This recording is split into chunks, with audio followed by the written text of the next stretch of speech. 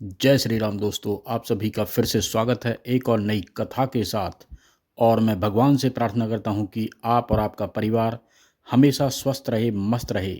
तो दोस्तों, कथा को शुरू करने से पहले आपने मेरे चैनल को अभी तक सब्सक्राइब नहीं किया हो तो इसे सब्सक्राइब कर लें, लाइक करें, कमेंट्स में जय श्री राम लिखें। तो आज की कथा है, त्रिदेव में सबसे सर्वश्रेष्ठ कौन है। महर्षि भृगु ब्रह्मा जी के मानस पुत्र थे।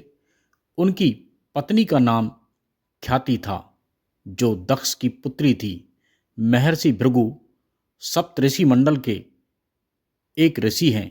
सावन और भाद्रपद में वे भगवान सूर्य के रथ पर सवार रहते हैं। एक बार की बात है, सरस्वती नदी के तट पर ऋषि मुनि एकत्रित होकर इस विषय पर चर्चा कर रहे थे कि ब्रह्मा जी, शिव जी और श्री विष्णु जी में सबसे बड़े और श्रेष्ठ कौन हैं। इसका कोई निष्कर्ष न निकलता देख उन्होंने त्रिदेवों की परीक्षा लेने का निश्चय किया और ब्रह्मा जी के मानस पुत्र महर्षि भृगु को इस कार्य के लिए नियुक्त किया। महर्षि भृगु सर्वप्रथम ब्रह्मा जी के पास गए। उन्होंने न तो प्रणाम किया और न ही उनकी स्तुति की। यह देख ब्रह्मा जी क्रोधित हो गए। क्रोध की अधिकता से उनका मुख लाल हो गया, आंखों के अंगारे दहकने लगे। लेकिन फिर ये सोचकर कि ये उनके पुत्र हैं, उन्होंने हृदय में उठे क्रोध के आवेग को विवेक बुद्धि में दबा लिया। वहां से महर्षि भृगु कैलाश गए।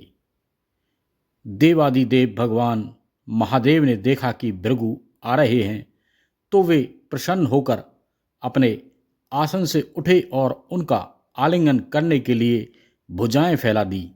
किंतु उनकी परीक्षा लेने के लिए भृगु मुनि उनका आलिंगन अस्वीकार करते हुए बोले, महादेव, आप सदा वेदों और धर्म की मर्यादा का उल्लंघन करते हैं।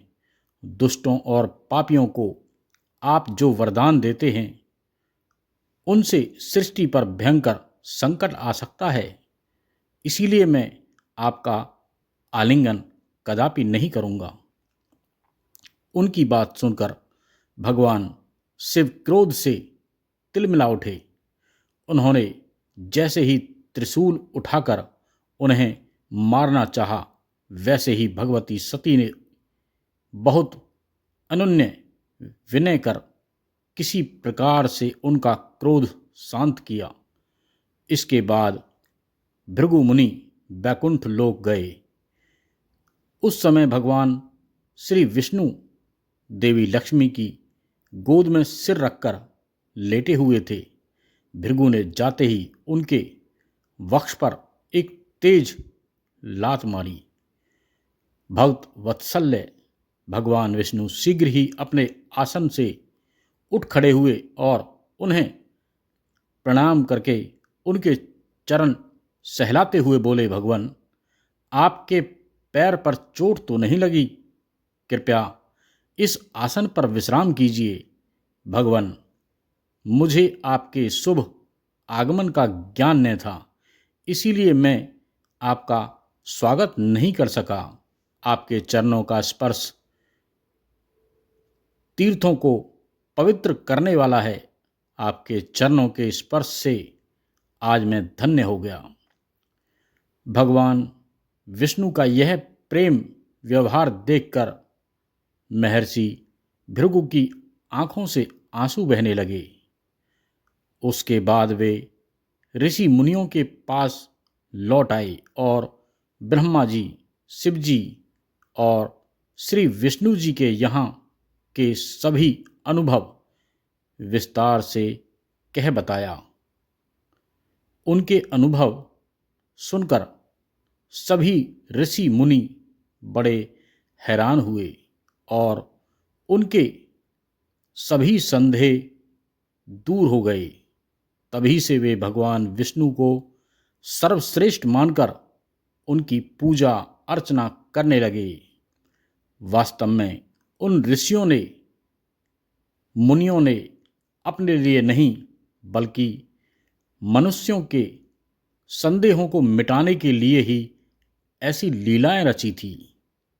तो दोस्तों, आपको ये कथा अच्छी लगी हो, पसंद आई हो, तो इसे ज़्यादा से ज़्यादा अपने सभी सनातन प्रेमियों को शेयर करें, लाइक करें, कमेंट्स में जय श्री राम लिखें। तो फिर मिलते हैं एक और नई कथा के साथ। जब तक के लिए जय श्री राम।